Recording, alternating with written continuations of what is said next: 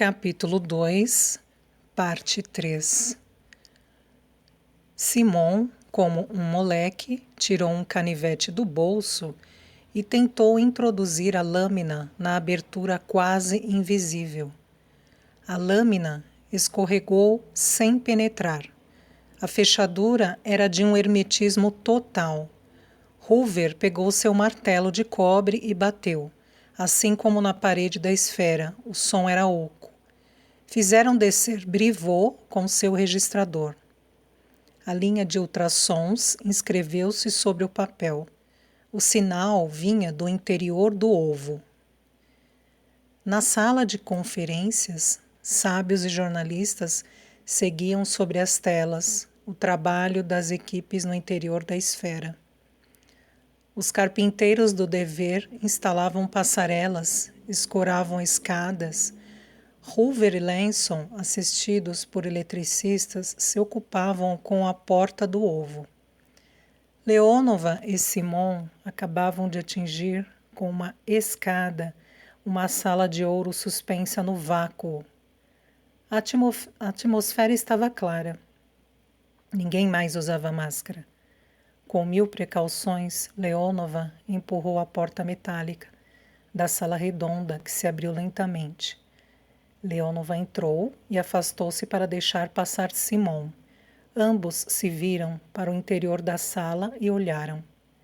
A sala não estava iluminada, senão pelos reflexos, que deixava entrar a porta entreaberta. Nessa penumbra de ouro encontravam-se 6 seres humanos. 2 estavam de pé e os olhavam entrar. O da direita, num gesto móvel, os convidava a sentar sobre uma espécie de banco horizontal, cujo suporte não se percebia. O da esquerda abriu os braços como se fosse dar um abraço cordial. Todos 2 estavam vestidos de uma pesada e larga capa vermelha que caía até o solo e escondia-lhe os pés. Um pequeno boné vermelho lhes cobria a cabeça, cabelos lisos, castanho num louro e num outro, caíam até a altura dos seus ombros. Atrás deles, os 2 homens quase nus, sentados face a face sobre um móvel branco, entrelaçavam os dedos da mão esquerda e erguiam a direita com o dedo indicador esticado. Talvez fosse um jogo. Leonova pegou seu aparelho fotográfico e apertou a claridade dupla do raio laser. Toda a cena foi violentamente iluminada durante 1/1000 de segundo. Simon teve tempo de vislumbrar mais 2 personagens, mas a imagem apagou-se na sua retina e a cena apagou-se ao mesmo tempo, como se o choque da claridade tivesse sido muito violento para eles. As roupas, depois as substâncias dos personagens se desprenderam e resvalaram, transformando-se em poeira, descobrindo uma série de motores e de bolsos metálicos. Depois, esses esqueletos, por sua vez, se desmancharam lentamente. Em poucos segundos, não restou nada do grupo, na poeira que subia, senão alguns arabescos de fios de ouro, sustentando aqui e ali uma plaqueta, um círculo, uma espiral, suspensos. Leonova e Simon se apressaram a sair e a fechar a porta da peça, sobre a nuvem de poeira que a enchia. Estavam frustrados, como quando a gente acorda no meio de um sonho e sabe que nunca mais o verá. De pé, sobre a porta do ovo, Hoover dava informações sobre os trabalhos da sua equipe.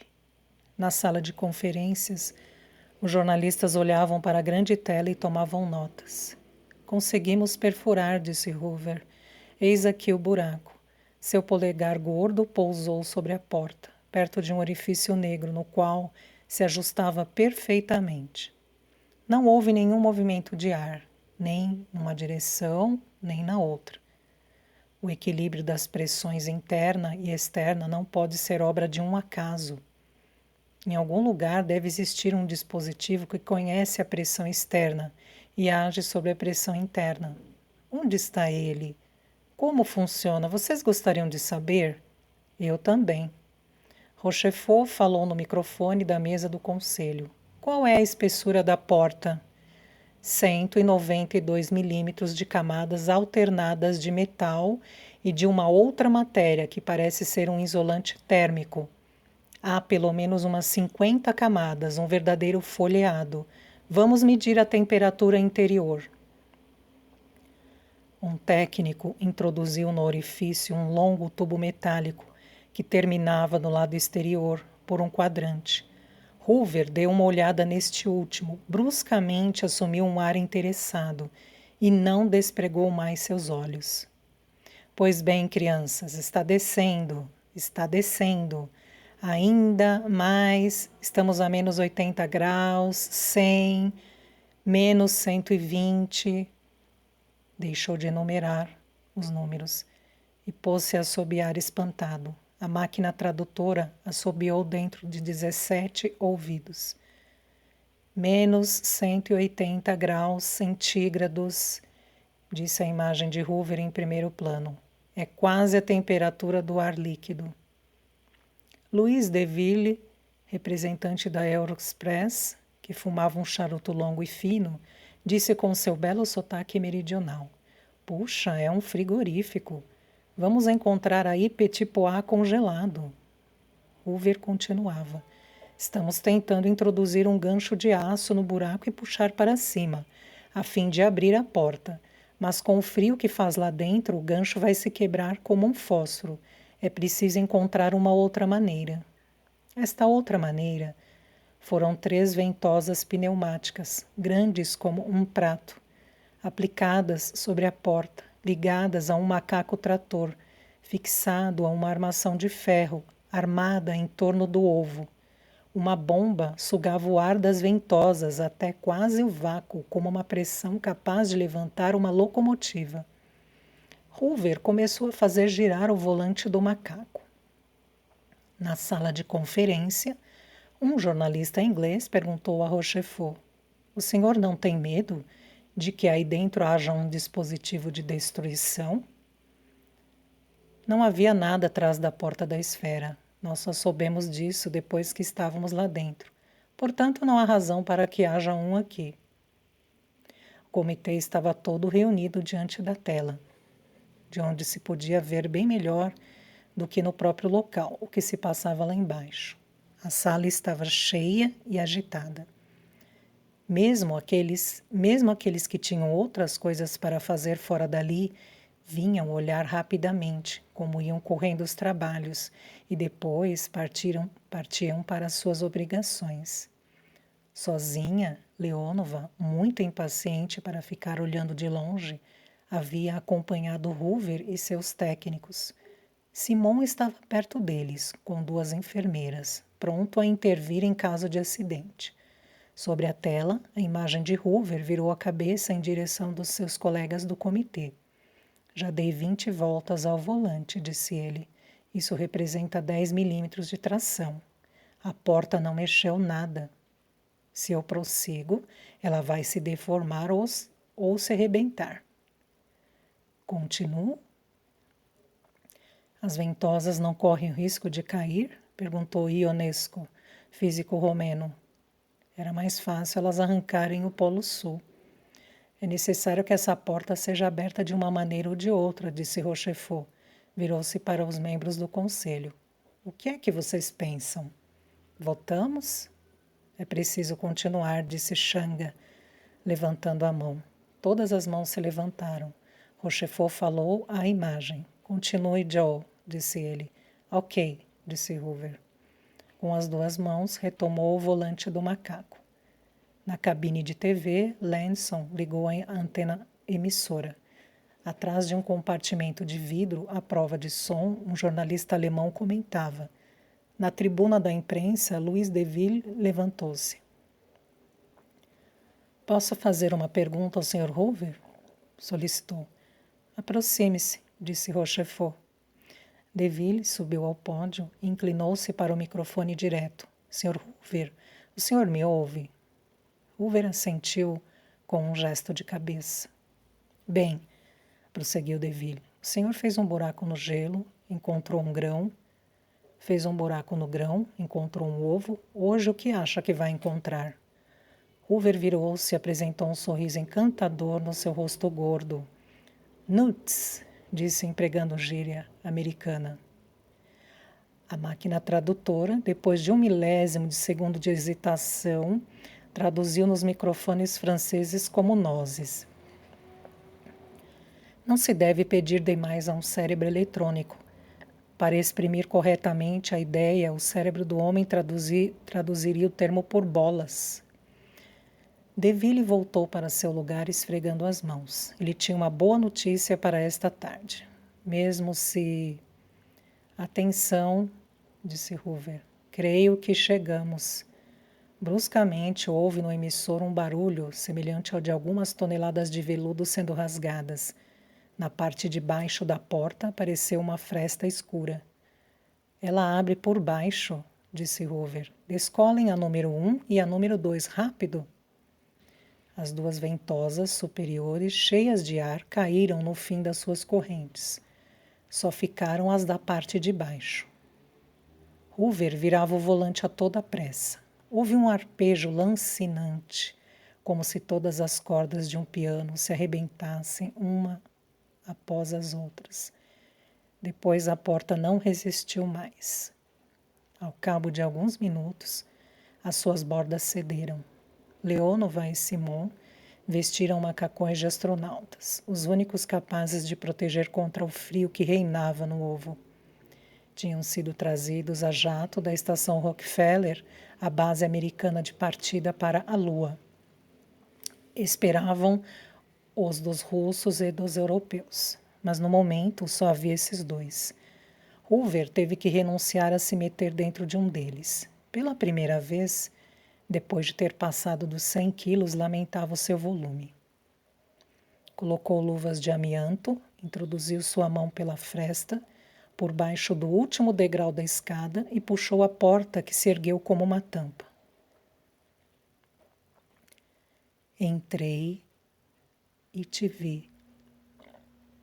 E fui logo tomado pela vontade louca, mortal, de afastar, de destruir todos aqueles que lá, atrás de mim na esfera, sobre o gelo, diante de suas telas no mundo inteiro, esperavam saber e ver, e que iam te ver como eu te via. Entretanto, eu queria também que eles te vissem.